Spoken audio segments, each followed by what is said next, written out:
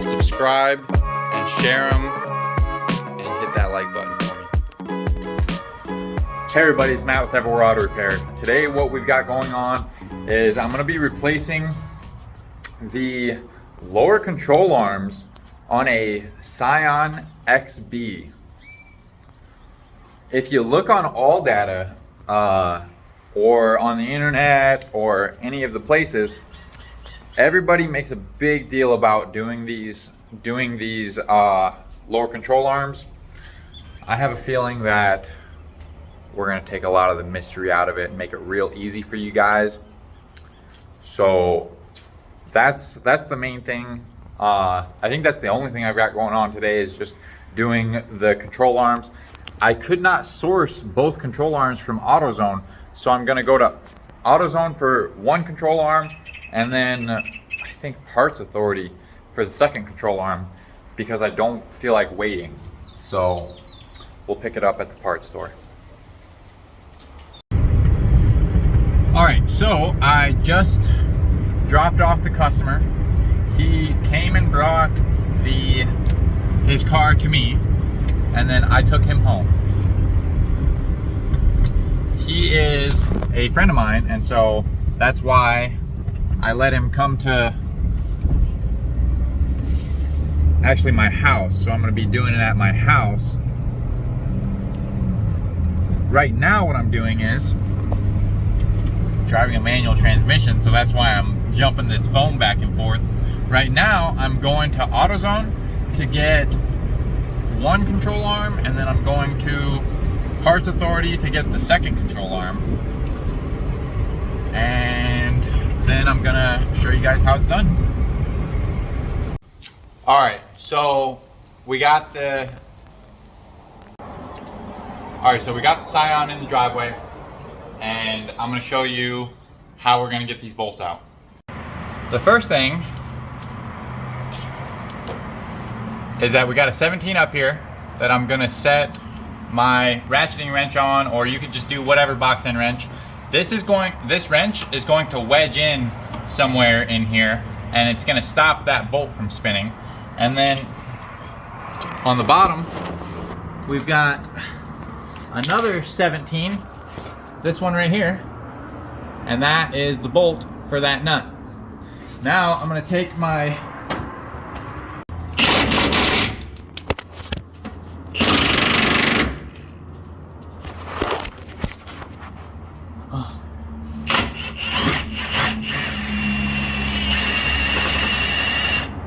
wow, that actually came off with no problem. I don't know how much that helped or didn't help, but let's take a look in there.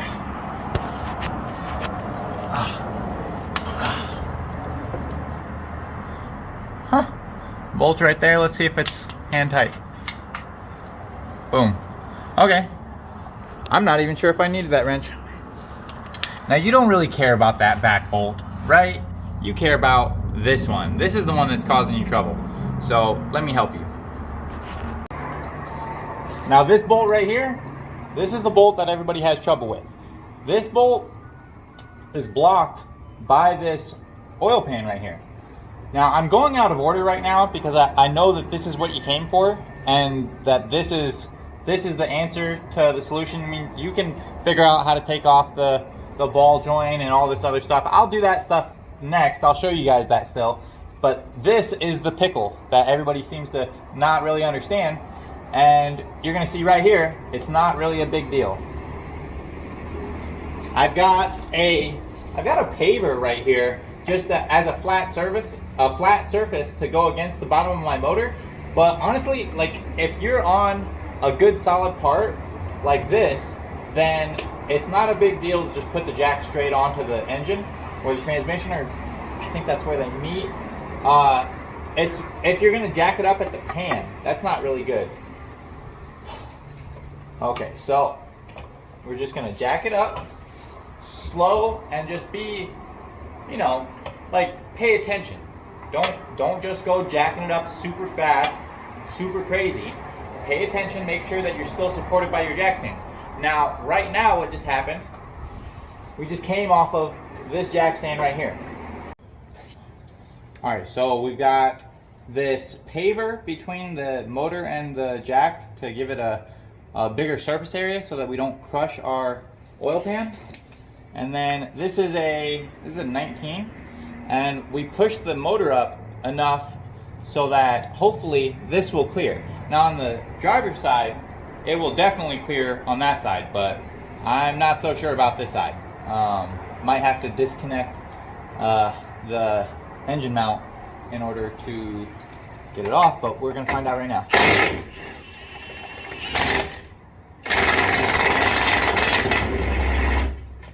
Alright, so let's see how that went.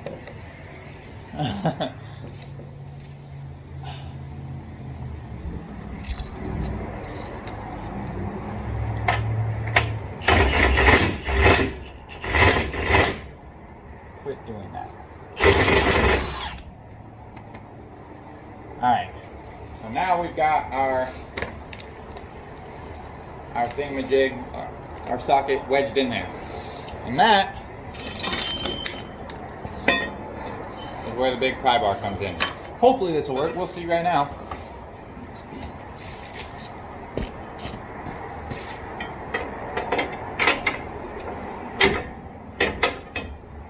Oh, you know what? What is this?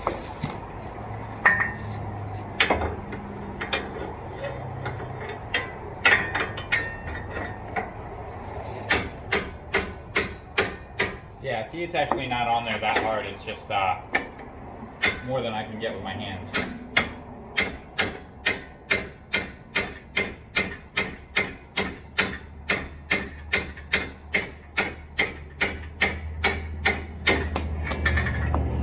Okay, son. And then, look at that. So yeah, it actually does clear the bolt. It's just my socket that got stuck. And in case you're wondering, in case you're worried about if I damaged anything or not, you can see there's a little tiny dent right there.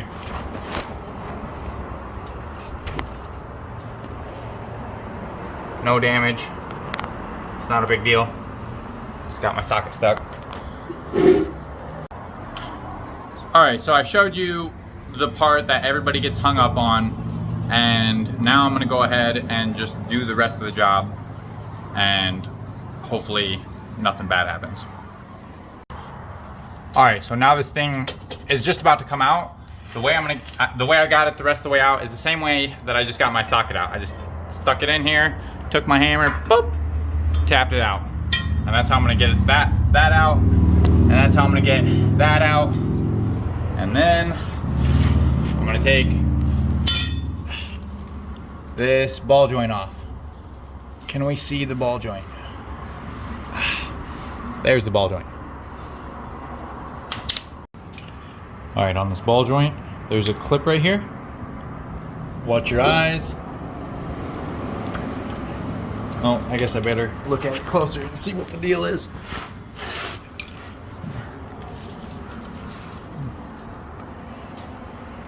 What's the deal? Oh, it actually goes through the nut. Okay, so the answer was to just pull more.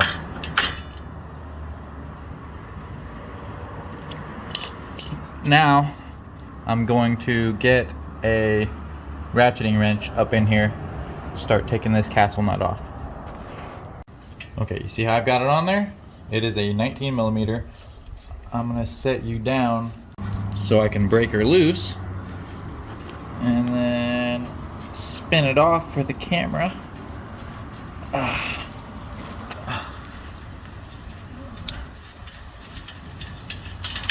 Boom. Now I'm gonna start by, I'm gonna take a hammer, a big one. I'm gonna take this thing and I'm gonna just, maybe I'll give it a whack on camera and see if it'll. Okay, so it didn't come free the first thing, but what I'm gonna do is I'm gonna get some WD-40, get some WD-40 right there, and then I'm gonna spray her up in there.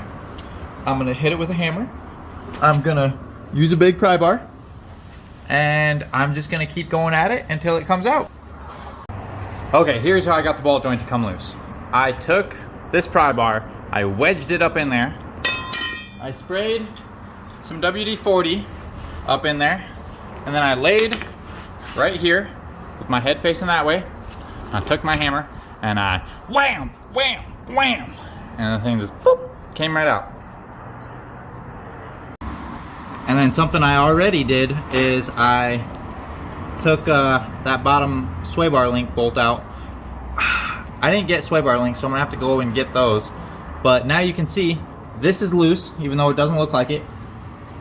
These bolts, I mean, they're out, so it's just, that's it, man. Now I'm gonna take this bolt the rest of the way out, and then I'm going to get the control arm out, and I don't really know how I'm gonna do that, but we're gonna get it done. I took and jacked up the control arm so it would change the angle, and then I just reached in and came right out. Now the only thing left to do is to get the ball joint out, so we'll see how we do that. Alright, so I take my pry bar and I stick it up in there, and then yeah, so obviously it's going to take two hands, but you can see it's nice and loose. Let's see, maybe I'll set you down in a way you can watch.